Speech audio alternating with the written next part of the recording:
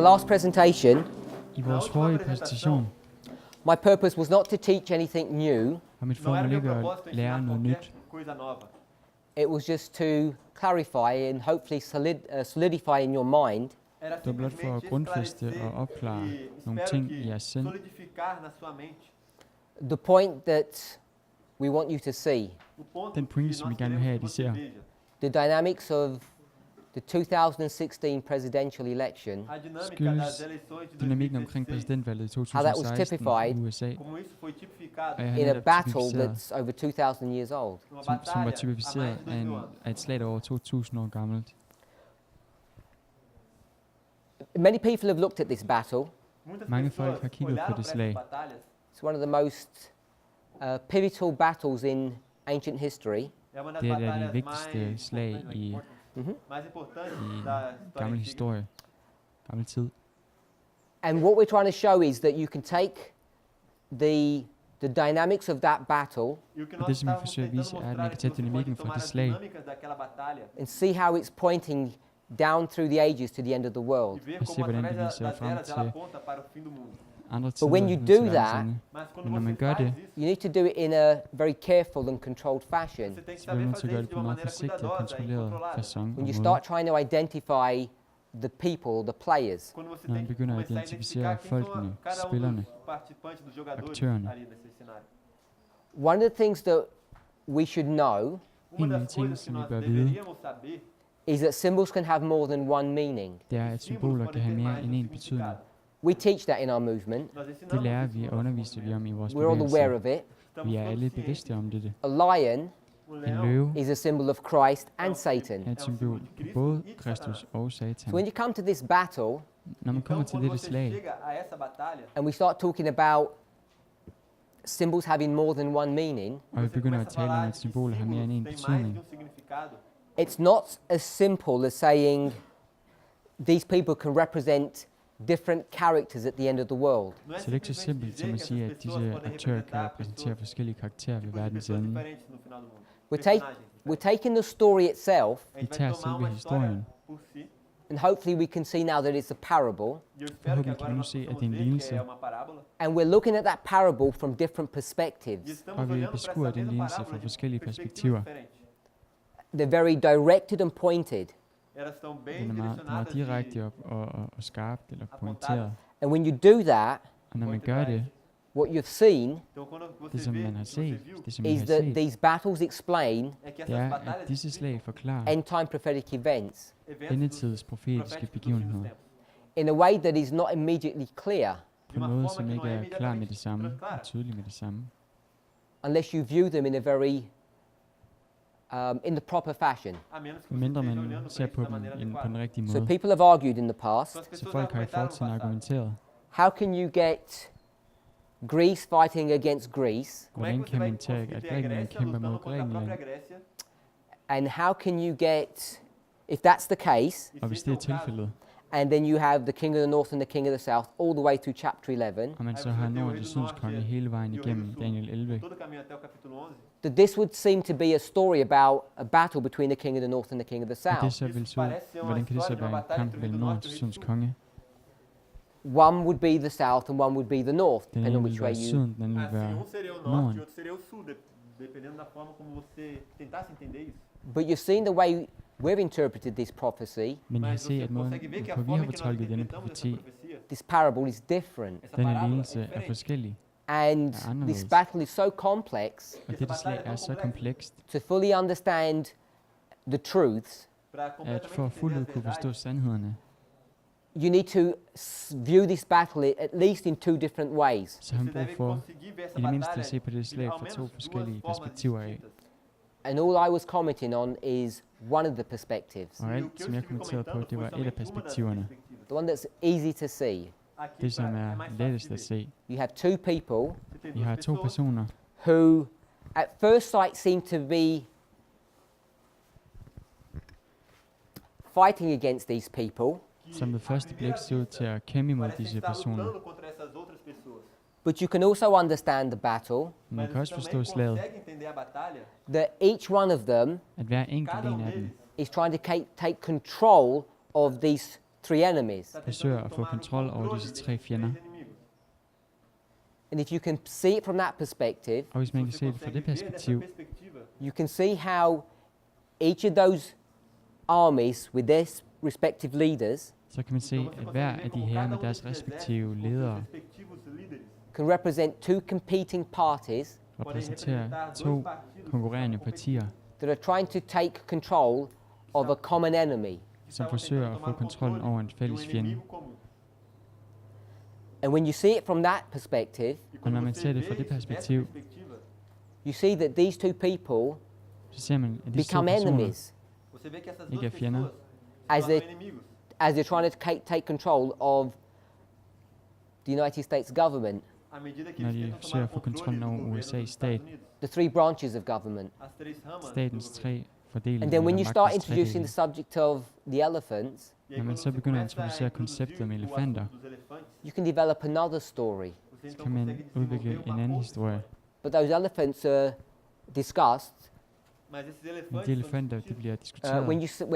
when Sister Tess had 1 and point 2, Ved punkt 1 og punkt 2, perspective 1 and 2, perspektiv 1 og perspektiv 2. the function of those elephants is different Elefanternes funktion er forskellig between the two stories. mellem de 2 historier eller perspektiver. You have to ask yourself, Så man is bør that a spørge sig selv, legitimate approach to studying parables? er det en legitim måde at studere lignelser på? Can parables be understood at different levels? Lignelser kan forstås på forskellige niveauer. The reason why I'm posing these questions Grunden til, at jeg stiller disse spørgsmål, is because these are the questions that we've had to confront det er, at det er et spørgsmål, som vi var blevet konfronteret med. Vi er blevet and try to konfronteret deal med, with som vi har skulle in order håndtere, to develop these models.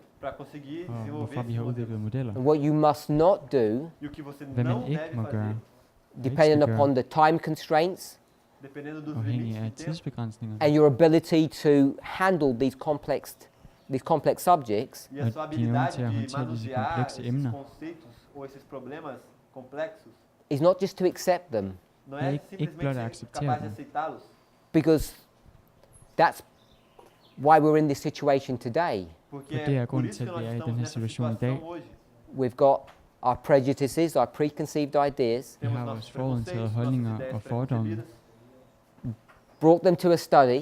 Vi bringer dem til et studium. The study looked good, Studiet er certainly godt, logical, og helt klart logisk, and we've accepted it. og vi accepterer Until det, someone says, indtil at nogen siger, maybe the framework in which you're accepting these things is not correct. måske er strukturen, hvorved vi accepterer disse sandheder, ikke korrekt. So before you just jump fully on board, Så før man hopper fuldstændig ombord, really think about what's being said. så tænk virkelig om det, som der bliver sagt. Meditate upon it, pray about it, Mediter angående det, bed om det, to see whether or not for at se, what's being taught here om is det, der correct. bliver undervist i her, er korrekt. We haven't been able at this camp meeting, Vi har i dette lejrmøde ikke været i stand til, I haven't been able jeg har ikke været i stand til, to go over example after example of how parables work, til at gå igennem eksempel efter eksempel på, hvordan lignelser de fungerer og virker. because the more you see how they impact our perspective of end time prophecy, For desto mere man ser, hvor meget det påvirker vores perspektiv af endetidsprofetier, I believe the more it will give you confidence that these answers are the correct answers. så er jeg sikker på, at det vil give mere tillid til, at disse svar er de rigtige svar. So in summary, For at opsummere, I want us to see jeg vil gerne have, at vi ser, that there are two people. at der er 2 personer. One of them is a symbol of the established way of doing things. En af dem er et symbol på den etablerede måde at gøre tingene på. Donald Trump called it the swamp. Donald Trump kaldte det sumpen.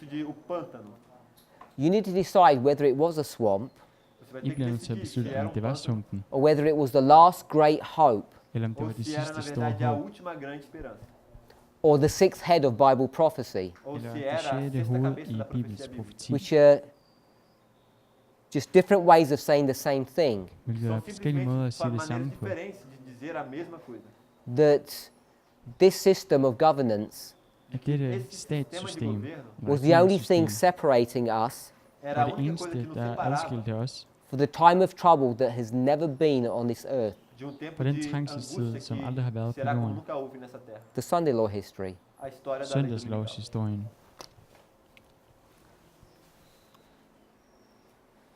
I'll wrap that up in a minute if I get there.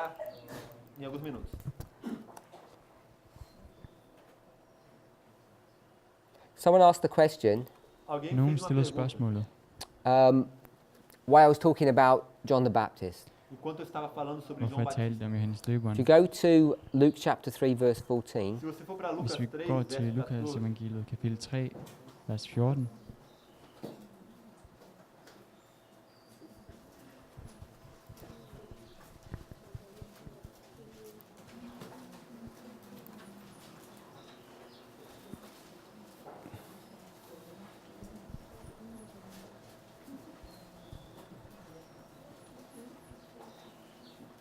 we'll read that.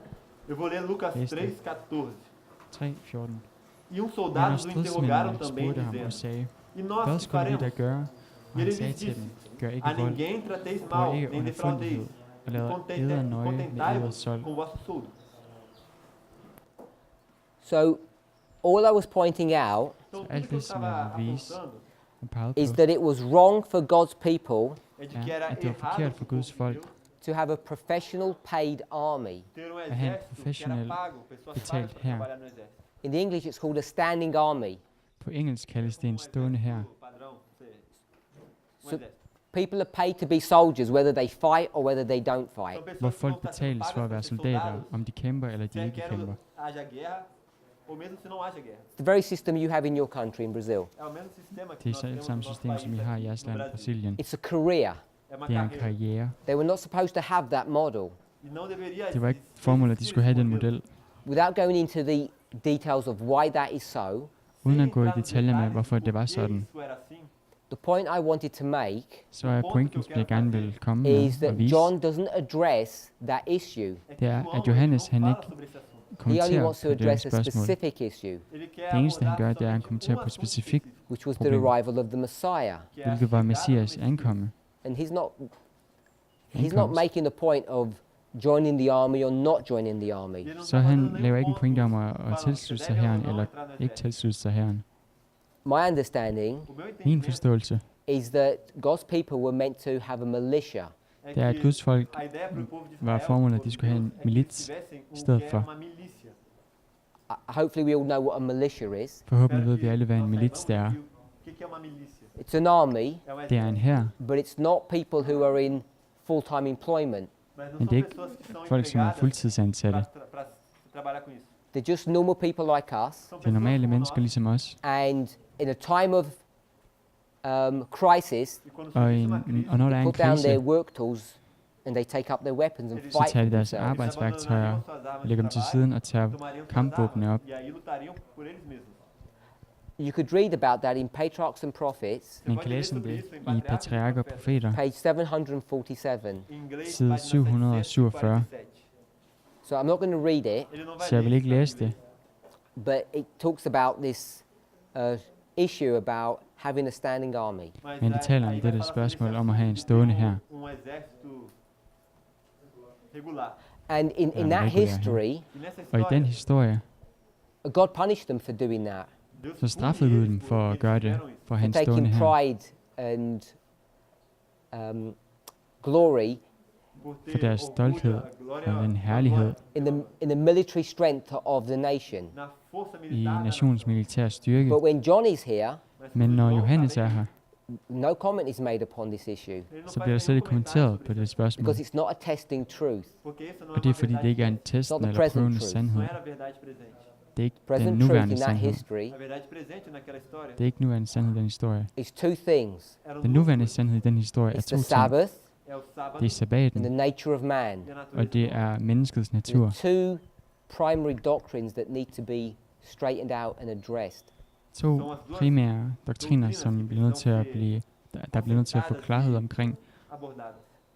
You perhaps wouldn't call it the nature of man. Talvez você não Jeg vil falasse måske que é a kalde natureza det do homem. menneskets You'd give natur, it a different study, a different title. Talvez você men daria vi um har outro título. måske en anden titel. What does the Messiah look like? Seria Hvordan como ser que se Messias parece ud? o Messias.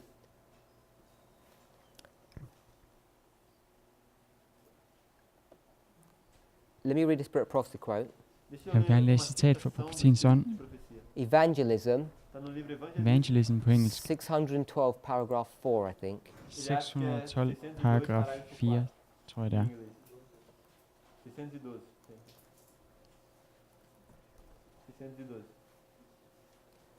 Paragraph 3. Parágrafo No, 3. it is paragraph 4. Não, 4. Parágrafo 4.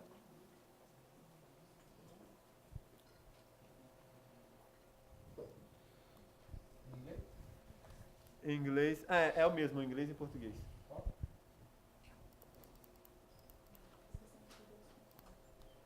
In our days as in Christ days. Yeah. 612.4. 604, paragraf 4. 612.4. Evangelismo 612.4. Vou ler. 612.4. EV 612.4. So there are two issues, the Sabbath 612, paragraf Então 4. tem dois Så der er assuntos, to o sábado problemer. and the nature of the Sabbaten. Messiah. e a natureza do Og Messias. Messias natur. You can condense both of those into a singular subject, the third angel. Man kan kondensere begge disse ting ind til et emne, den Que é a tredje terceira engel, mensagem angélica. We've spoken how tredje engels parables, budskab. Nós falamos Vi har sobre talt om, parábolas, hvordan lignelser, the method of parables, o método de lignelsernes parábolas, metodik, how it combines both of those subjects, como hvordan den combina forbinder begge disse emner.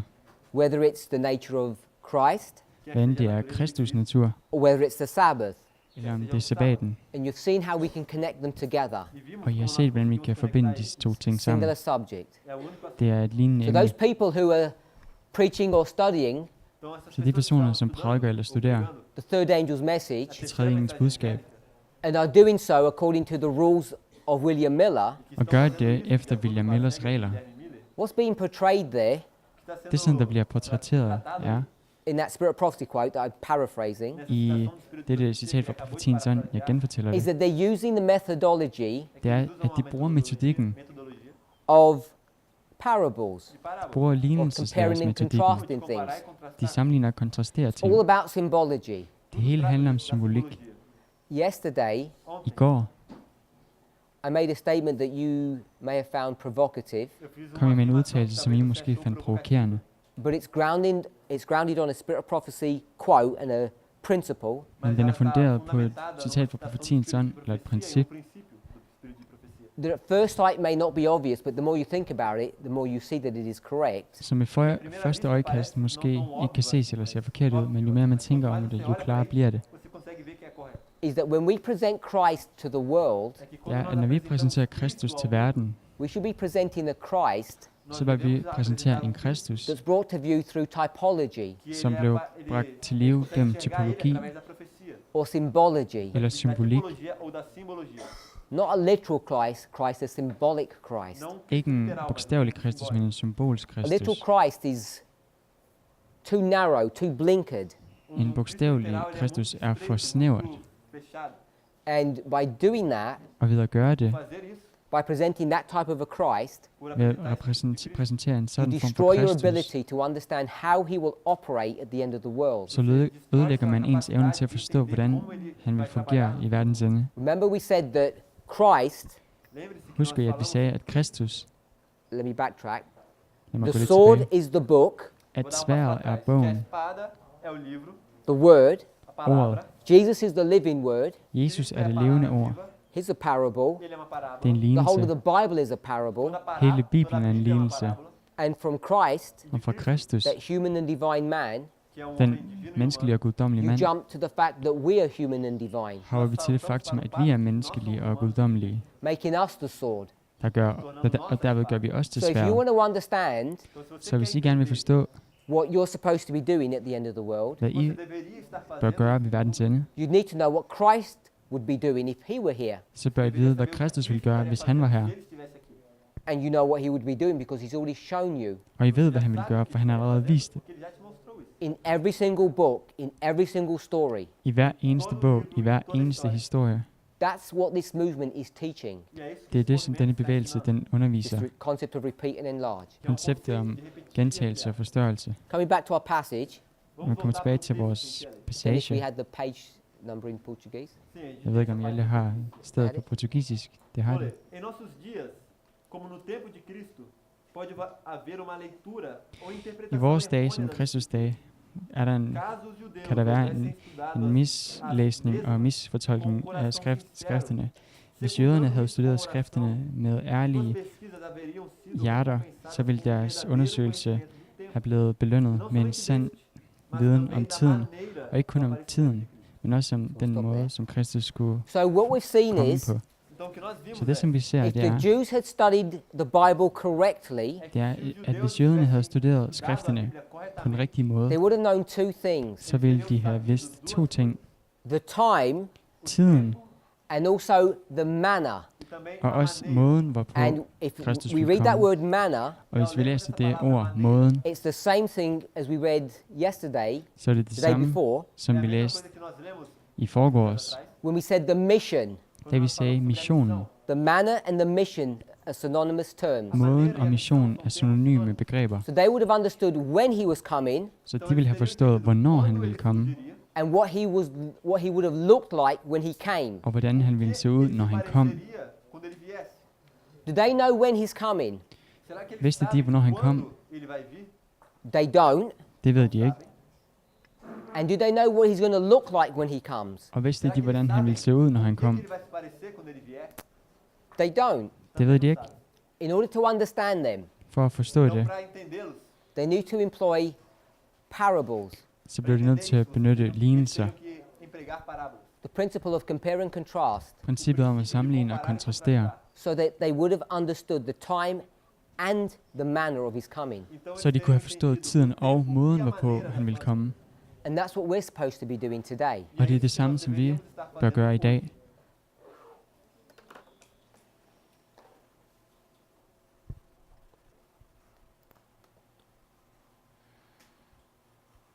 So hopefully I addressed the question that the person was asking. Så jeg håber, jeg besvarede de spørgsmål, som personen stillede, respondido a pergunta sobre que essa pessoa fez. Which was concerning the subject about the soldiers Que alguém hvilket drejede sig om spørgsmålet om and why soldaterne, John is not focused upon that subject because it's not present truth. og for Johannes ikke fokuserer på de spørgsmål, og det er fordi, det ikke er en nuværende sandhed for dem. I want to come back to the subject of parables. Jeg vil gerne komme tilbage til emnet om lignelser. You've seen how we've used the rules of compare and contrast, natural and spiritual, repeat and enlarge. I har set, hvordan vi har brugt reglerne om sammenligning og kontrastering, det naturlige og det åndelige, forstørre, gentage og forstørre. We've seen how we can understand Isaiah 46. Vi har set, hvordan vi kan forstå Esajas kapitel 46. We've spoken about it at two levels now. Vi har talt om det på 2 niveauer nu. We said Moses Vi sagde Moses and Cyrus. og Kyros. Who did we just speak about, or what model did we use 10-15 minutes ago? Hvilken model benyttede vi snakkede vi om for 10 minutter siden? Who can remember? Hvem kan huske det? Which model they want to repeat it? Isaiah 46 verse 10. Esajas 46, vers 10. For the last 2 days I've said that's Moses and Cyrus, the man from the east. I de sidste 2 dage har jeg sagt, at det er Moses og Kyros, manden fra Østen. Moisés e de Ciro, Egypt. como homem do Oriente. Egypt and Babylon. E era Egito e Babilônia. Egypten But og then we had Babylon. I said something and I said that's Isaiah 46 verse 10 again. E aí Så depois sagde eu jeg falei, noget, "Olha, og så eu sagde jeg, at det er Esajas 46 om igen, 10 outra vez", Different history, mas era uma men en história anderledes diferente. historie. different context. Babel. So hopefully everybody remembers it was the story of Babel, Så forhåbentlig husker alle, at det var historien om Babel, Que era a história de Babel, the scattering of God's people, o Guds espalhamento folks do spredning, povo de Deus, and how God's people were scattered in the time of Christ. e og como o hvordan povo de Guds Deus folk foi de blev espalhado spredt no tempo i de Kristus tid. So the reason we mention that Så Então, a grunden razão til, at vi pela nævner qual det, nós mencionamos isso is because of this concept of protection. é pra- det er por på causa grund af det desse der conceito de koncept om proteção. beskyttelse. When you think about the beginning, Quando você Når man pensa tænker på sobre o begyndelsen, começo, There's a rule that we understand så er der en regel, som vi forstår, that I want to remind us of, som jeg gerne vil påvinde os om. because we can glean some truth from this too. For vi kan også få noget sandhed fra det. It's the rule of first mention. Det er reglen om første gang noget er nævnt. It can appear to be easy, Det kan se let ud, but det kan virke sometimes let, it's easier to see and sometimes it isn't, as any rule, I guess. men nogle gange er det let at se, andre gange er det ikke let at se. Que é como qualquer outra regra, ele acha. Acontece com qualquer outra regra. We discussed Daniel chapter 2, Vi diskuterede Daniel kapitel 2, and I said there is definitely a hand there, og jeg sagde, at der skal være en hånd der. Der er bestemt en hånd. even though the Bible says there's no hand. På trods af, at Bibelen siger, at der ikke er nogen hånd. Sem mão. I didn't go on to define and explain that, Jeg fortsatte så til at definere og forklare det, Que era isso? and I'm not going to, that's not my intention. Ele não og jeg vil ikke gøre det igen, det er ikke min intention. But Men what we'd want to do, we'd want to understand what that word hand means, det vi vil gøre, det er, at vi vil gerne forstå, hvad det ord hånd betyder, and how would we go about approaching that subject og hvordan vil vi tilnærme os det emne. to tell us what the hand means. Fortæl os, hvad hånden betyder. Uma mão significa. One of the nicest ways of doing that Uma das En af de maneiras bedste måder at gøre det på, legais de fazer isso is searching through the scriptures to see how the word itself is used. det er at søge skrifterne og se, hvordan ordet selv bliver brugt. escrituras para ver como é que a palavra Ordet em si hånd. é usada. That's called proof texting. Isso se Det chama kaldes texto próprio. proof texting på engelsk. You go to the text Você Vi vai går ao til texto, teksten, and you try to prove what hand means man você forsøger tenta at provar o que bevise, uma mão hvad hånden betyder, by going everywhere in scripture and seeing how that word is used. ved at søge overalt i skriften og se, hvordan det ord det bruges. lugares da escritura para ver como essa palavra é usada. Now, connected to that rule E agora Forbundet til den conectado a regel essa regra, is a secondary rule. tem er uma en regra sekundær regel. secundária. En The anden regel. secondary rule says Den this: anden E a regel regra siger dette. secundária diz o seguinte: not only do you go to all the places in the scriptures where you find this word, Man går ikke não kun somente til alle de vá steder para i todos os skrifterne, hvor man lugares finder da dette escritura ord. onde você encontra essa palavra, you go to the first place that it's used, mas vá Man para går o til det primeiro første local sted, hvor det onde é benyttes, utilizada. and you see what it means in that first usage, E og man veja ser, o hvad det que ela betyder quer i den dizer første nesse brug. primeiro uso. and that provides an anchor, Isso vai te Det dar giver uma os âncora, et anker, an anchoring concept uma âncora et em anker i of konceptet what that word means. om, hvad dette ord betyder, hvad de specifikke ord betyder. Então a gente vai Så vi fazer vil gøre It's det. called the rule of first mention, é Det chamada kaldes da reglen regra om da primeira første gang menção. noget nævnes. proof texting. É texto Det próprio. er proof You look up texting the på word, engelsk. Você vai investigar a Et palavra, andet see ord where it's first mentioned, ver como er enten er det første gang det nævnes, and we're going to see that that gives us the definition of what that word means. og vi vil se, at det giver os definitionen af, hvad det ord betyder. This is used in William Miller's rules. Isso é utilizando as Det vi gør, det er, at vi benytter We're allowing Bileamers the regler. Bible to define itself. Vi lader Bibelen definere sig selv. So we look up the word parable, Så slår man ordet lignelse op. parábola. and if you were to type in the word parable, Se você Hvis man fosse skrev ordet escrever a lignelse palavra ind, parábola, first time you would meet the word a første primeira gang vez man que vil você støde vai på ordet, encontrar essa palavra would be in the book of Numbers. seria num livro de números. So vil if you være, turn to the book of Numbers, Se você vil være i, for pro livro de números, i 4. Mosebog.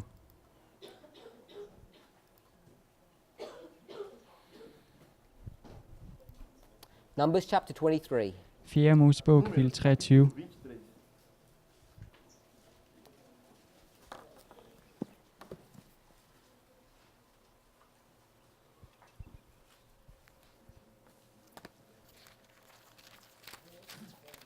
As you're turning there, Som vi bladrer derhen, Tem aí. just some background. så lidt baggrundsinformation. God's people have left Egypt. Guds folk har forladt Egypten. Deixou o Egito, They've been wandering in the wilderness De har vandret i ørkenen pelo deserto, for about 38 years. omkring 38 år.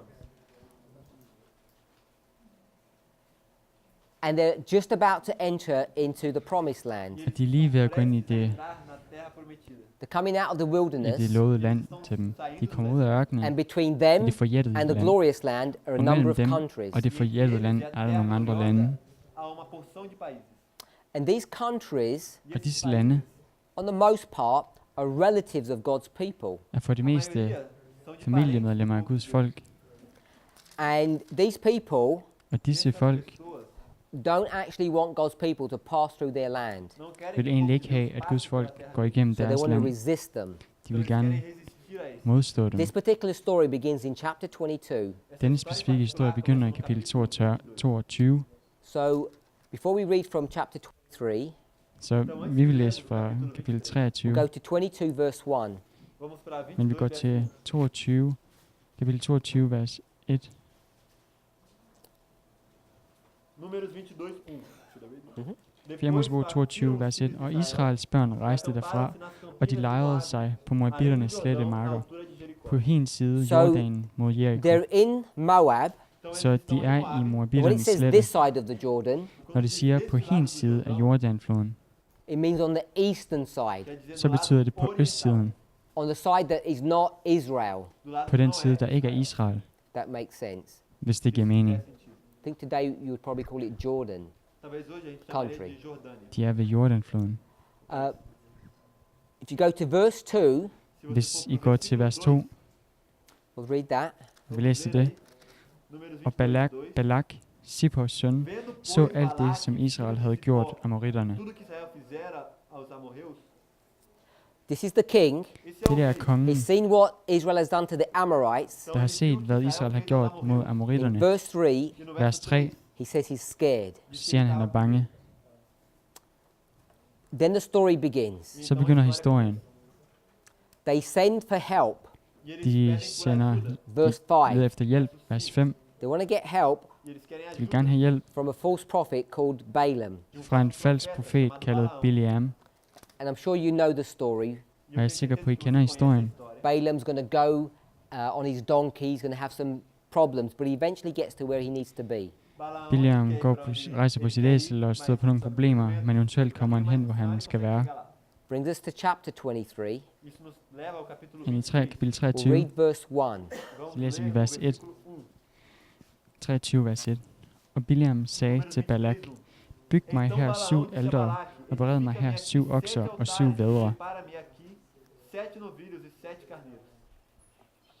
So what Balak wants Balaam to do, Så det, som Bileam gerne vil have, at Balak he kan says, I gøre, want you to curse this nation. det er, at han gerne vil have, at han forbander denne That's his nation. mission. Essa é a missão Det var hans mission, That's his mission just generally.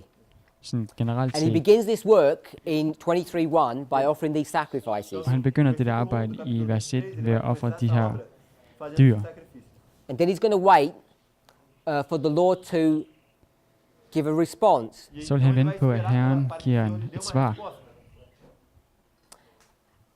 And you can see that in verses 3 and 4 Og vi kan se hans svar i vers 3 og 4, 4. as God meets with Balaam and speaks to him.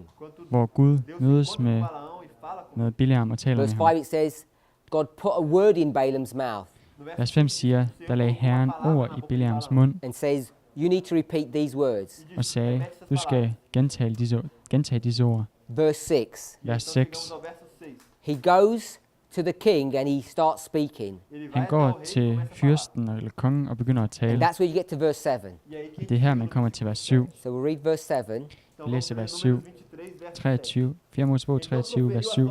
Der tog har til sit sprog og sagde, fra Syrien har Balak, Moabiternes konge, ladet mig hente. Fra bjergene mod østen, Gakhid, forband mig Jakob, og Gakhid, øs vrede på vrede So på he's going to Israel. read, it says, or speak his parable to him. Então ele vai falar essa parábola para ele. And this parable Og denne lignelse are the words that God has given Som står på Balaam to engelsk. speak to Balak. er den her, de her ord, som Balaão fala Balaam har givet til Now, Balak he's gonna- at tale.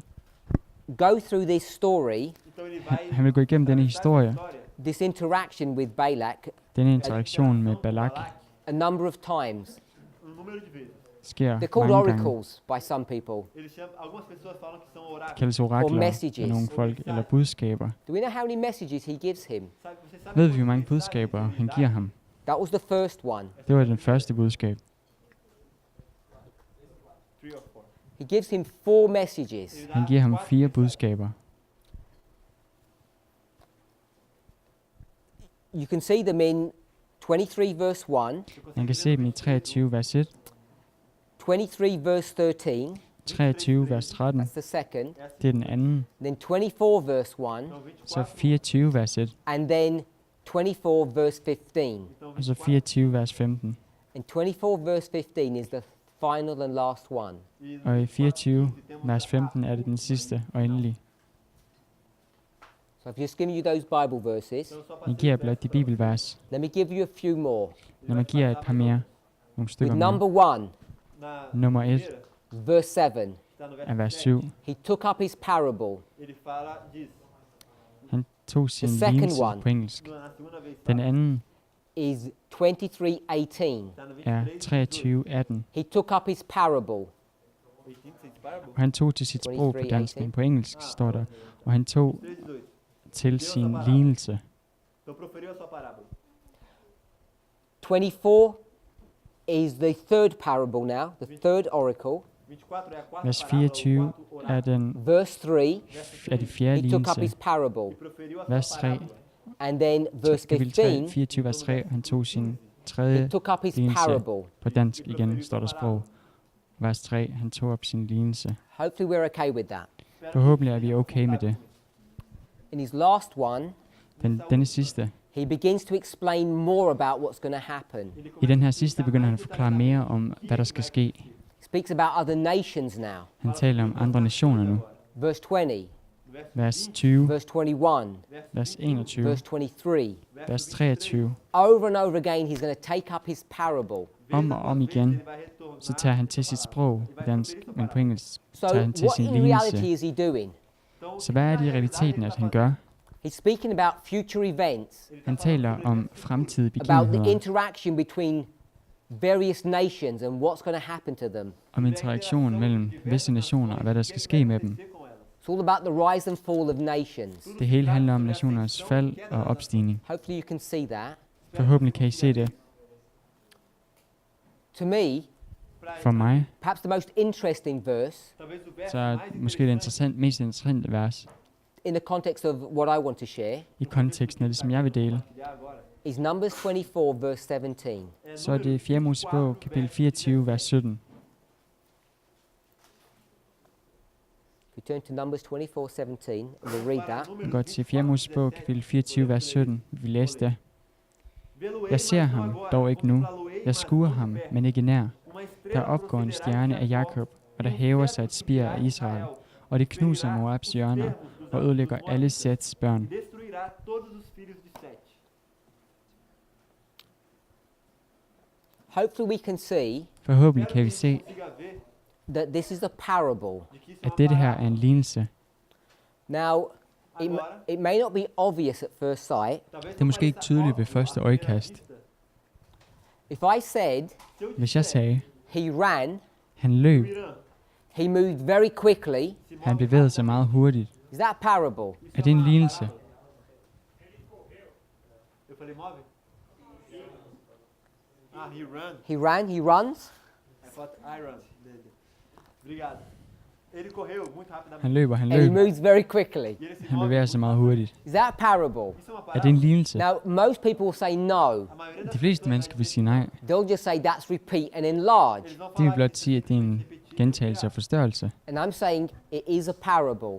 Men jeg siger, at det er en It gentagelse, has, en it meets all the lignelse. criteria of what parables Det are. opfylder alle de kriterier, som lignelser de But har. because we only see that as a repeat and enlarge, Men fordi at vi kun ser det som gentagelse og en forstørrelse, we limit ourselves så begrænser vi os selv in understanding what's going on. i at forstå, hvad der foregår.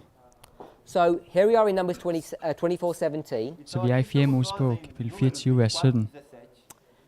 I shall see him, Jeg vil se ham på engelsk, but not now. dog ikke nu. I shall behold him. Jeg But vil not skue nigh. ham, men ikke nær. mas não de perto. So is it translated well in the Portuguese? Så oversættes det korrekt på So portugisisk. when it says the Næsten word godt på see, dansk. Então quando diz a Så palavra når der står ordet, jeg ser ham, what does see mean? hvad betyder det så, at se? Eller at In jeg the ser? verse, I verset it means behold. quer dizer betyder det at So skue. see means behold. Så at se betyder at skue. You can see they're two different words. Man kan se to forskellige ord. The word that you have for behold A palavra aqui que Ordet, som man har for skue, sounds like the English word contemplate. lyder som det engelske ord at kontemplere quer dizer contemplate em inglês. Então é Contemplate. a palavra em inglês. på engelsk.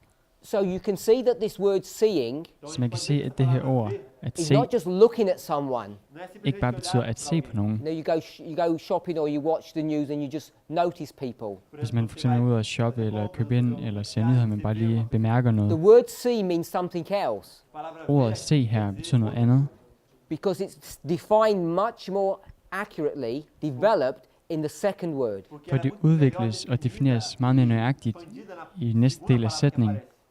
The second word Det andet ord says now. siger nu. agora. What does now mean? O que é Hvad agora? betyder nu? Ordet nu. Present.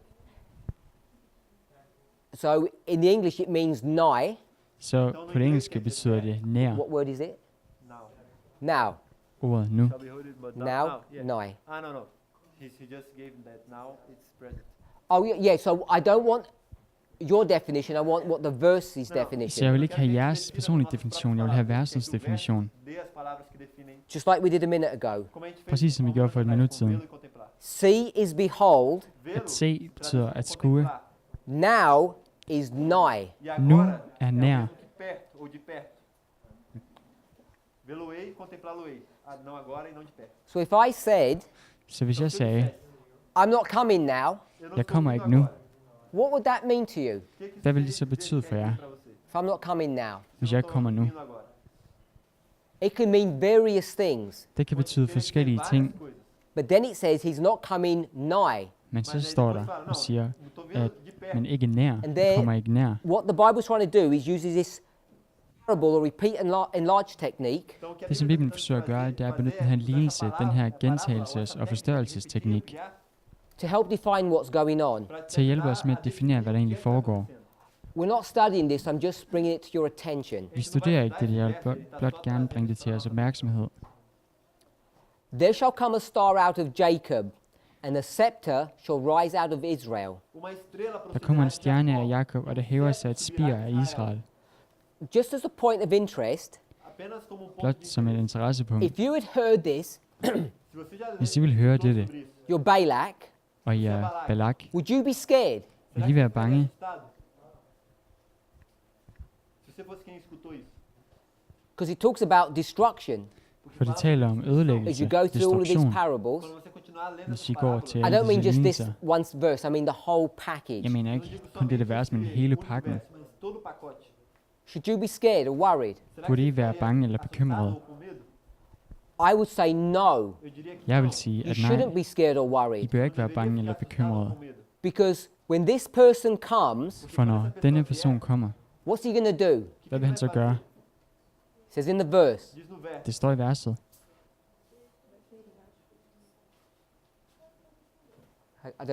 you have to, Wound, wound. ferir. Det He's vil going to såre. smack or smite. Vai ferir Han vil ou slå vai- ihjel eller So slå, he's going to do something. Então ele så vai han vil fazer gøre algo. noget. If you're Knuse Balak, står you've der got på nothing dansk. to worry about. Então se você é Hvis Balak, du er você não Balak, tem har du nada. intet at bekymre dig om. Why? Hvorfor? Why should you not worry? Por que Hvorfor que bør você du não ikke deveria bekymre dig? Because now the time is not near. Because he's not coming now. Fordi han ikke kommer nu. If he had just let them pass through, Se ele Hvis han blot simplesmente lod dem deixado eles gå igennem, passar, accepted the prophecy, aceitado a accepterede profecia, profetien, parable, a parábola, lignelsen, he would have been safe and secure for the rest of his life. ele så estaria ville han salvo, være seguro, sikret o restante da sua hele vida. sit liv, He was resten given af the sit liv. assurance, the promise Foi Han dada blev pra ele a givet segurança, forsikring a om, promessa, that løftet it om, wouldn't happen now. de que não at det ikke ville acontecia ske agora. nu, So he had nothing to worry about. så han havde intet at bekymre sig om. So he's going to destroy himself unnecessarily. Então ele vai Så se han destruir vil destruere sig selv Think unødvendigt. about that. Pense sobre isso. Tænk på det. Tænk lidt Next over part det. of the verse. Næste del af verset. There shall come a star out of Jacob, and a scepter shall rise out of Israel. Der opgår en stjerne af Jakob, og der hæver sig et spir af Israel. What's Jacob? Hvad er Jakob? Israel, that's an easy one. Israel. Det er let at se We know that her. Jacob's name gets changed to Israel, but it says in the verse, A gente já sabe que o Vi nome ved, at de Jakobs Jacó navn bliver muda ændret pra til Israel, Israel, mas men o inde i verso verset leva a isso. the reason why this becomes står det interesting, også. E a razão pela qual isso se Åbenlyst. torna interessante, Grunden til, det bliver depending on interessant, upon the application that you make, afhængig af den anvendelse, som man we can laver see ud af fra verset, kan man that se, Israel at Israel is only the tribe of Jacob, é somente kun a er tribo de Jacó, Jakobs stamme, not 12 tribes. e não ikke de 12 12 stammer. And if you're going to take that as read, E se você for Og hvis tomar man tager det, som det læses, está escrito, it helps you place this in a particular dispensation. Så hjælper det en til at placere det i en særlig tidsperiode eller Can dispensation. we see that? Será que a gente Kan vi consegue se det? When in history Quando na Hvornår história i historien does Israel Israel compose Israel only of Judah? består Israel kun af Juda, And this person is coming, but not now, og denne person kommer, men ikke nu, not soon. não de perto. ikke snart eller snarligt. This happens at the time period of Christ. Det skete i Kristus tid. Is there another time period Er der en anden tidsperiode, when Jacob is there hvor Jakob er der, and this dynamic's happening again? og den her dynamik sker igen? Den her dynamik forekommer It's happening igen. at the end of the world. Está acontecendo no fim. Det forekommer også i verdens Coming ende. back to our passage, Mas voltando Så para lad os komme tilbage til vores passage. the star a estrela is the Stjernen. scepter. é o cetro. Er spiret, You can eller see that. scepteret på engelsk. The star comes out of Jacob, Uma estrela Stjernen sobe de udgår Jacó, fra Jakob. the scepter comes out of Israel. e o cetro Spiret, sobe de eller Israel. scepteret And af when he Israel. comes, E quando ele Når vem, han kommer, what will he do? o que que ele hvad vai vil han fazer? så gøre? He will smack or smite Ele vai ferir Han vil knuse the corners of Moab os Moabs termos dos hjørner moabitas and destroy all the children of Sheth. e og destruir ødelægge todos alle os filhos Seths de børn. Seth. There's 3 repeated enlargements in that one verse. Der er 3 gentagelser og forstørrelser i dette ene vers. Único verso. Moab, Moab, Moab, Sheth, Seth, Seth, the corners, hjørnerne, os termos, the children. os filhos. børnene. Can we see that? Kan vi se det? Vez, Even if you don't fully appreciate and understand what each of those symbols mean, Selv hvis man ikke fuldt ud forstår og værdsætter, hvad det o que betyder. cada desses símbolos quer dizer. smite, Og knuse, you say, Ferir, yes. means. Wound. So it says to wound there, Então, eller aqui på diz engelsk ferir, så står der at såre, but in the next phrase it says destroy. mas na men i próxima den palavra næste vai falar sætning så står der knuse. And destroy Eller isn't destruere. really the same as wound. Og at destruere, det betyder ikke det samme som at So it's såre. showing you what that smiting is. Então vai te Så falar como é det que viser, essa hvad den her ferida What it looks sårning det er. O que se parece essa Hvordan ferida? den ser ud. We've gone through 2 chapters, Então nós Vi har gået passamos igennem por 2 dois kapitler, 4 oracles, 4 orakler, and what we've seen, E o que nós og vimos, det som vi har set, det er hopefully, forhåbentlig, particularly if you go to verse 17, especialmente særligt se hvis for vi går verso til vers 17, 17, that this parable is what? det er, at denne lignelse er hvad? It's a prophecy. é uma Den profecia. profeti. So Então, if you go to the first usage of the word parable se você for Så para a hvis man går primeira til den versão første da brug palavra af ordet parábola, in lignelse the scriptures, i skrifterne, its definition means a parable. så betyder dens Sorry, it means a definition prophecy. sua en definição profeti. significa uma profecia. That's how we can use the rule of first mention to define what parables are. Det er sådan, vi kan bruge reglen om første gang noget nævnes til at definere, hvad lignelser det er. That's why we can be so certain E é Det er por grunden isso til, at que vi nós kan være så podemos ter sikre på, certeza that what we're dealing with, at det, som vi har med at que gøre, nós estamos lidando, both the teaching tanto o både ensino læren, and the delivery mechanism, e o mecanismo og de entrega, måden, hvorpå all is det parable. viderebringes, tudo é parábola. det hele er We read that lignelser. yesterday. O mecanismo Det læste vi i de går. tudo é uma parábola. The means of getting it into the heart A maneira de Måden, fazer hvorpå a vi får det verdade ind i entrar no hjertet, coração, and the thing you want to get into the heart are the og same den ting, thing. som man gerne vil få ind i hjertet, det er den samme ting. tudo a mesma coisa. That's why there's this continual discussion or talking about parables. E é por Det er isso grund que til, at der er den her essa fortsættende diskussion og snak om lignelser. e falatório sobre parábolas. Helps us to understand those 3 Sunday laws in red. Det hjælper os til at forstå de 3 søndagslove, som vi så. Ali em vermelho. So this has further implications upon us. Så det har videre betydning for os. Mais implicações sobre nós. I want to turn to Spirit Prophecy quote. Eu Jeg quero vil que gerne nós gå til possamos ir et, para uma situação de sted i profetiens ånd. You remember we read evangelism. I husker, at vi læste i Evangelism på engelsk, She said if the Jews had been studying the scriptures, hvor hun sagde, at hvis jøderne havde studeret skrifterne, as escrituras. oh sorry, we want to go to Desire of Ages, page 60. jeg vil gerne gå til Desire of Ages, Página 16. Desire of So- Ages, page 60. Desire of Ages på engelsk, side 16. So she said if the Jews had been studying correctly, Que diz que se os judeus estivessem estudando corretamente, they would have been rewarded. eles teriam Hvis sido jøderne havde recompensados. studeret If you korrekt, så ville de study have været correctly, you belønnet. will be rewarded. Hvis man studerer Estuda korrekt, så vil man blive você vai belønnet. ser recompensado. It's cause and effect. É causa er e efeito. They would have Forårsager og known two effekt. things. Eles De teriam ville have sabido vidst duas 2 ting. The correct timing of Daniel 9 o tempo Daniel correto para o 9's cumprimento de rigtige Daniel 9 and tid, what the Messiah's role was going to be. og hvad Messias rolle ville komme til at være. They didn't need any help. De havde ikke brug for nogen hjælp. Não precisavam de nenhuma ajuda. That was enough. Det var nok. Já era All those suficiente. Old Testament stories. Alle de historier fra det gamle But testamente. look at the help that they receive. Men se på den hjælp, som de får. Before the birth of the Messiah, Før Messias a special message is given to Zechariah. gives et særligt budskab til Zakarias. During the pregnancy of John, Durante a gravidez Mens de João, his Johannes wife is given a mor special var gravid, message. så gives Johannes mor også et særligt At budskab. the birth of John, another message is Ved given. Johannes fødsel gives endnu et budskab. At the birth of Christ, another message is given. Ved Kristus fødsel gives endnu et budskab. Throughout Christ's life, ao- Igennem Kristus liv, before he begins his ministry, før han begynder sit egentlige virke, his interactions with the church hans interaktion med kirken, gives a message. giver et budskab. apresenta uma mensagem. And specifically when he's 12 years old and he goes to Jerusalem, Og særligt når han er 12 år gammel og går til Jerusalem. Jerusalém, what does he do? Hvad gør han?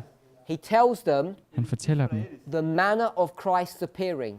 måden, hvorpå Kristus skulle komme. You know, if you struggle então, Hvis se du você tem kæmper um med conflito with reading the Bible com med at ler a læse Bíblia, Bibelen, and developing lines se med você at tem uma udvikle linjer, dificuldade em ler a Bíblia e desenvolver linhas, or seeing things for yourself, ou de conseguir eller enxergar blot at se coisas ting por for dig você selv, mesmo, just remember what kind of God we serve. så blot husk på, hvilken form for Gud det er, som vi tilbeder. Even within the history that you mesmo Selv live, na inden for história, mesmo dentro da historien, história que você vive, even though we shouldn't need any more information, selvom at vi ikke burde behøve endnu mere information, he continues to minister to our needs in our weakness. ele så bliver han continua ved med at sørge for vores svagheder og vores behov. He keeps on giving us instruction after instruction and warning after warning. Han bliver ved med at give os instruktion efter instruktion, advarsel efter advarsel. There is enough information being given today, Der er givet nok information i dag, over and above muito mais. mere end vi kan forestille all os. the reform lines that we have Alle de reformlinjer, som vi har, de reformas that confirm what we're teaching is correct. que confirmam som bekræfter, at det, som vi lærer, er rigtigt. So we should have found Desire of Ages, page 60 by now. então, mas, Så vi burde have fundet Desire of Ages på engelsk, side 60. Página 60 agora.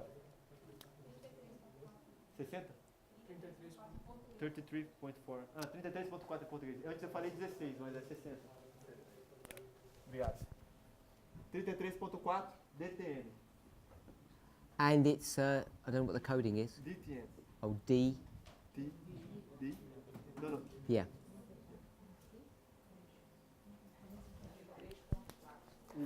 DTN 33. Dansk hedder bogen Den Before Store we read- Mester, eller Jesu Liv. Let's give some context. Før vi læser, lad os da få lidt kontekst med. If you just scan, don't read, Se você Hvis simplesmente man blot dá uma scanner, passada por alto man læser ikke, near the bottom of the paragraph, perto do final for do neden af parágrafo, paragrafen, you'll see she's quoting Numbers 24:17. kan man se, at hun citerer 4. Mosebog, kapitel 24, vers 17. So you know why we've come here. Så I ved, hvorfor vi er kommet hertil. parar aqui nesse texto. We've come from Numbers 24 and we've come to Desire of Ages. Vi gik fra 4. Mosebog til Desejado. Den Store Mester, eller This is Desire of chapter Ages 6. på engelsk. Está no capítulo 6. Kapitel We have 6. seen his star, Se chama Vimos a Vi har sua set hans estrela. so stjerne, you know the story. Então a gente sabe a så I kender história. This is historien. the story of the Magi. Det der er historien om de vise mænd. So what's happening, Så det, som sker, we don't have time to read all of the chapter. vi har ikke tid til at læse hele kapitlet. At the birth of Christ, Ved Kristi fødsel angels come from heaven kommer engle fra himlen. and they want to impart truth to God's people. De vil gerne give Guds folk sandhed, viderebringe Guds folk And the sandhed. only people they're going to impart that truth to Og de eneste folk, som de vil give den sandhed til, are those who are already searching for truth. det er dem, som allerede søger efter sandhed. It's an important principle. Det er et vigtigt princip. If you're not studying and seeking for light now Hvis I ikke søger og leder efter lys nu and accepting it, og accepterer det, you won't receive new light. så vil I ikke modtage nyt lys. They go to the leaders De går til lederne, of the church da igreja, in Jerusalem, kirkens ledere, Jerusalém, and no one is interested og ingen er interesseret in the story of the Messiah. na i Messias historie. Why is that sin? Hvorfor er det synd?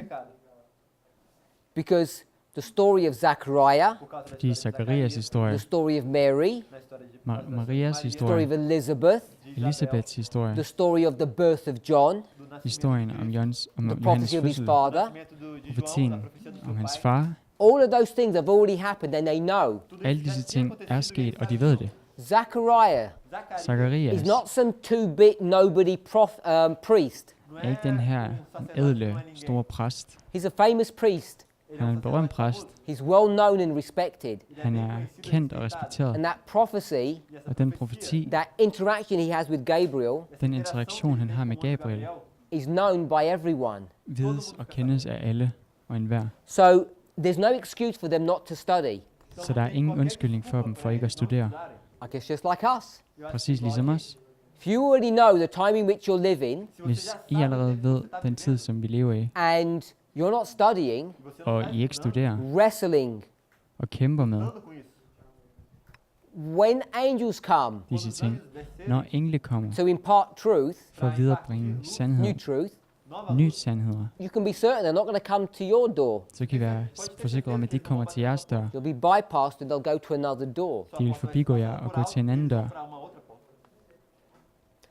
They see nothing in Jerusalem, De ser intet i Jerusalem, so they look elsewhere så de kigger andre steder. and they see the shepherds on the hills of Bethlehem speaking about the promised Messiah. Og de ser hyrderne på Betlehems høje. We all know the story. Vi kender alle They historien. make themselves visible.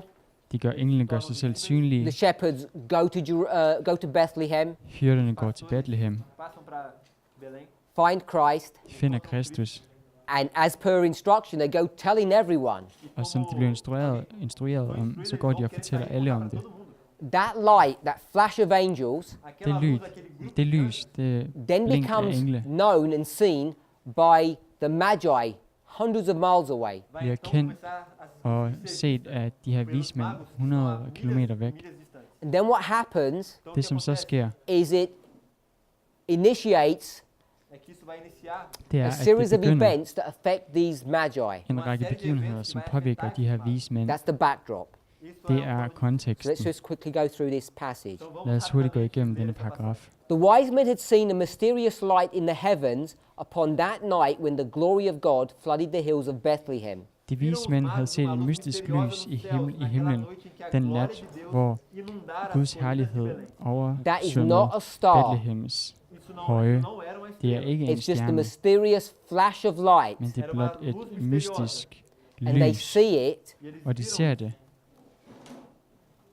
I don't know how far it is, but it's well over 100 miles. Jeg ved ikke, hvordan de ser det, men det er langt over 100 I don't mil. think we know exactly where they are, how far east they are. Jeg ved ikke præcis, hvor langt øst de er. However it works, they see that mysterious light. Hvordan det end fungerer, så ser de det mystiske lys. As the light faded, the luminous star appeared and lingered in the sky. Som lyset det forsvandt, så kom der en lys stjerne frem og So forblev i the light himlen. goes, and now a star takes its place. Så lyset forsvinder, og en stjerne erstatter dets plads. It was not a fixed star nor a planet. Det var ikke en fikseret stjerne eller en planet, The phenomenon excited the keenest interest. og fænomenet skabte den største interesse og nysgerrighed. It's not a fixed star, so they know it's not one of the constellations. Det er ikke en fikseret stjerne, så de ved, at det ikke er en del af And they nattehimlen. also know it's not a planet because they're able to track all of them. It's something new. Og de ved samtidig også, at det ikke er en planet, for de var i stand til at spore dem, så det er noget helt nyt. That star was a distant company of angels, but the wise men didn't know that. Den stjerne var en formering af engle langt væk fra, men det vidste de vismænd ikke. What Ellen White doesn't do in this passage, Det som Ellen White hun ikke gør i denne passage, but she does in other passages, men hun gør det i andre passager, is that she identifies that this star moves. det er, at hun identificerer, at denne her stjerneskabte engle, den bevæger It sig. draws them closer to the correct place. Den trækker dem tættere og tættere på den drager think dem tættere about på det it. rigtige sted. If Tænk there over was a det. star up in the sky, Hvis der var en stjerne op på himlen, how could that star lead you anywhere? hvordan kunne den stjerne føre dig nogle What would vegne? the star even be pointing to? Hvad ville stjernen overhovedet vise frem til? It's not like a flashlight coming down. Det er jo ikke ligesom lommelygte, der lyser lige ned. So she doesn't mention it here, Så hun nævner det ikke her. but that star moves location Men den stjerne and flytter starts walking sin in front of lokation them. og begynder at vandre foran dem. And it directs them to wherever it wants to take them. Og den vejleder dem, hvor end det er, at den vil tage dem hen. So they know there's something special about this Så star. de ved, at der er noget særligt over dette. They were impressed that the star was of special import to them. De var sikre på, at den her stjerne var af særlig betydning for dem. She doesn't say why. Der står ikke hvorfor. They just feel there's something special about this. De føler blot, at der er et eller andet særligt over dette. They consulted priests and philosophers, De konsulterede med præster og and they filosofer, searched the ancient records og de søgte de gamle skrifter if it mentioned any phenomena like this to be expected. for at se, om der var beskrevet sådan et fænomen, som man burde forvente. Part of their study, En del af deres studium, their library, deres was the Old bibliotek Testament og det gamle testamente, being translated into the Greek. som var blevet oversat til And the græsk. Greek was the common language of that time. Og det græske sprog var et fælles The sprog på den apostasy of tid. Israel, Israels frafald, when they linked or joined hands with Greece, da de koblede sig selv sammen med is now going Grækenland, to be used. vil nu blive brugt. That apostasy Det frafald vil nu is blive now going brugt. to be used by God Det frafald vil nu blive brugt af Gud for His own glory, for hans egen for the herlighed furtherance of the gospel.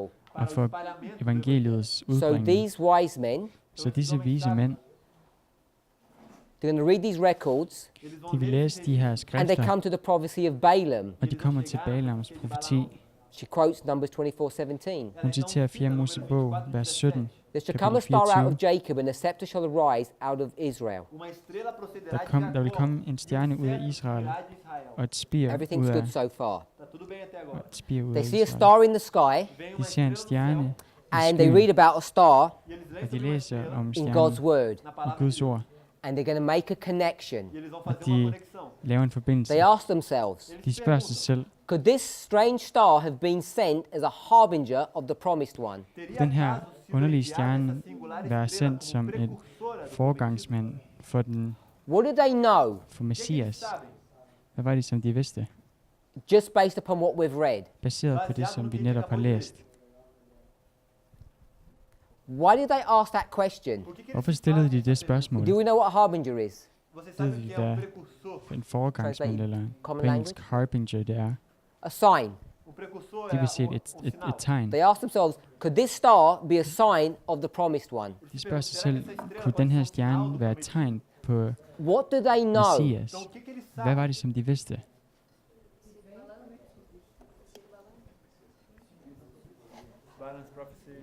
They know De ved, that there's a promised one that's expected. at der er en Messias, som forventes.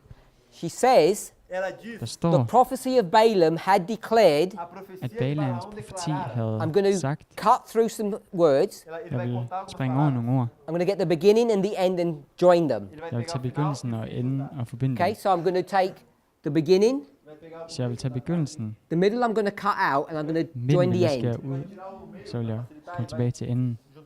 Is this correct? Er det korrekt? The prophecy of Balaam had declared the promised one. Baleams profeti havde forudsagt den lovede, eller Is that Messias. correct? Er det Is that a korrekt? correct reading of this passage? Er det en korrekt læsning af denne paragraf? I would say yes, obviously, because I'm saying it. But Jeg vil sige ja, for det er jo det, jeg I want siger. you to consider if that's a reasonable reading of Jeg this. vil gerne have, at I overvejer, om det er en fornuftig The prophecy læsning of af denne Balaam had paragraf. declared Baleams profeti havde the promised one. sagt, eller forudsagt, Messias. All of the bit in between that you can just take away. Alt i midten af den sætning kan man dybest set So fjerne. there's the promised one. We'll just say one. Så her er den lovede, Just eller I'll just put the Messias. one. Is a bigger word. It's P-R-O-M-E. The ideal. And what does this mean? Promised one. Oh, it's all one word. Okay. So the promised one, Então, o prometido. Så and Messias, this is Balaam. og dette er Balaam. So Balaam Então, Balaão Så Balaam is declaring está declarando siger, the promised one. sobre o eller prometido. deklarerer, forudsiger om Messias. Do they know that? Será Vidste de eles sabem det? disso? Did they know that Balaam is declaring the promised one? Será que eles Vidste sabem que de, Balaão at está fazendo uma Bileam, declaração han sobre o prometido? forudsagde Messias. So now it becomes important how we read. Então agora Så nu bliver det vigtigt, hvordan vi læser. And I'm relying that it's translated well in the Portuguese. ele tá Og jeg stoler på, at det er oversat korrekt fra Because in the portugisisk. English it's extremely clear porque no inglês på é engelsk extremamente er claro.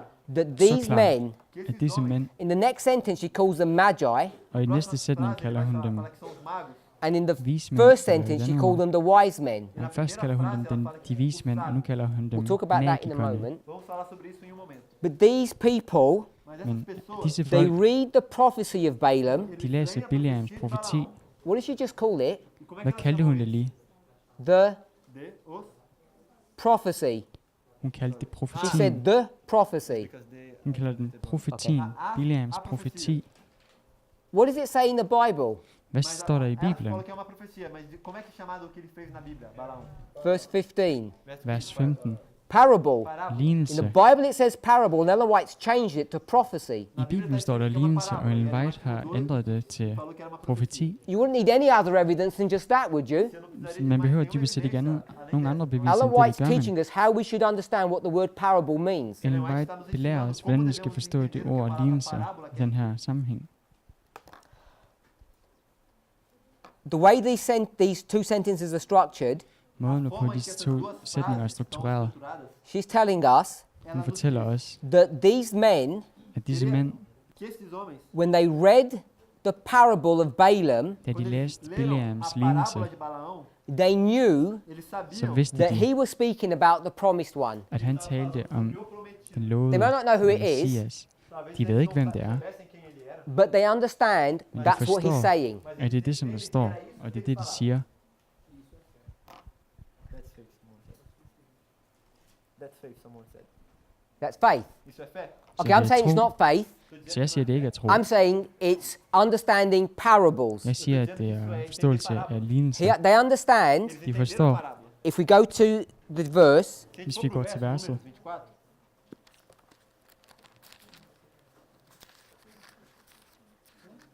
what I want to do, Det, som jeg vil gøre, you might think this sounds horrible, eller måske tro, det lyder forfærdeligt, soa horrível. is not use faith. men det er ikke at bruge tro. Just use some rules Só Brug utilizar blot umas nogle regras that you regler, could share with someone som man kan dele med nogen, who doesn't have what? que não som tem ikke har hvad, Who doesn't have any faith. som ikke har nogen tro. Because if they had faith, For hvis de har tro, we could just say November the 9th, believe us, så have kan vi godt faith. sige 9. november, tro på os, og tro. na gente tem a fé. But we're having to deal with people who don't have faith. Men vi har at gøre med folk, som ikke har tro. Who are people who don't have faith? Hvem er de folk, som ikke har tro? They're good or bad? Er de gode, eller er de dårlige? They're bad. De er dårlige. What do you have to do with people who are bad? Hvad skal man gøre med folk, som er dårlige? You can't say have some faith. Man kan ikke sige, blot have noget tro. You have to say, Man bliver nødt til at let's sige, have an argument. lad os have et argument, en We don't want to diskussion. call it an argument, we'll call it a debate. Vi vil ikke kalde det et argument, men en debat. You don't want to call it a debate, you call it a study. Vi vil ikke kalde det en debat, vi vil kalde det et studium. Or you can use a biblical phrase Eller man kan bruge en bibelsk sætning, that says, let's reason together. der siger, lad os reason på engelsk. Razoável.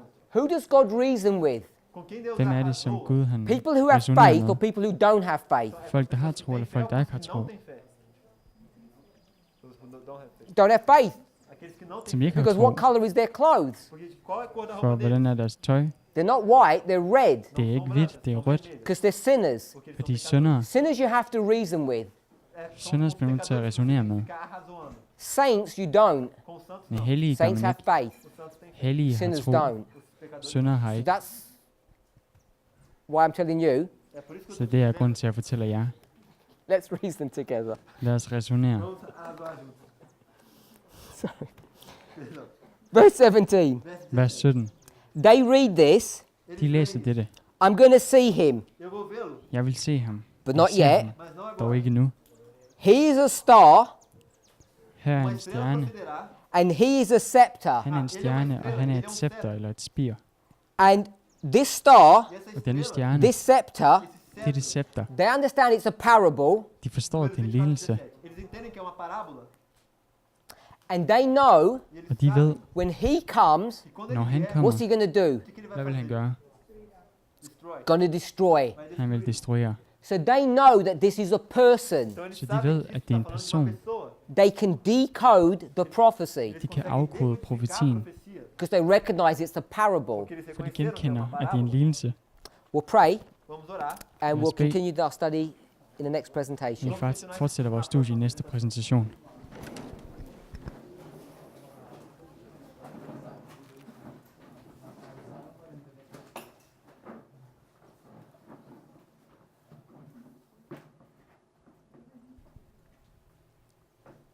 Heavenly Father, we thank you. Himmelske Far, vi takker dig. We ask and pray that you would give us wisdom and understanding. Vi spørger og beder om, at du må give os visdom og forståelse. We thank you, Lord, Vi takker dig, Herre, that you identify for at du identificerer us in prophecy, os that we som can fulfill the profetier, role of the Magi, og vi kan se de her magikers rolle who understand parable teaching.